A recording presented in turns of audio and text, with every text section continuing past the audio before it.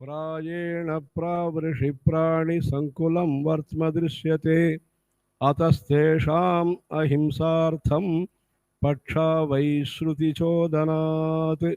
स्थास्यामश्चतुरो मासान्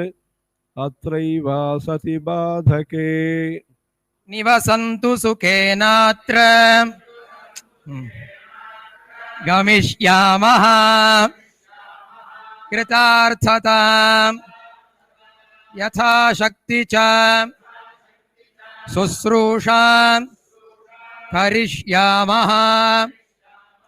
वयं मुदा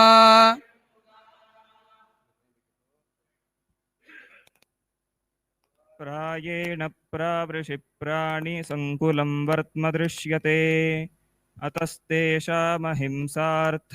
पक्षा वै श्रुतिचोदनात् स्थास्यामश्चतुरो मासान् अत्रैवासति बाधके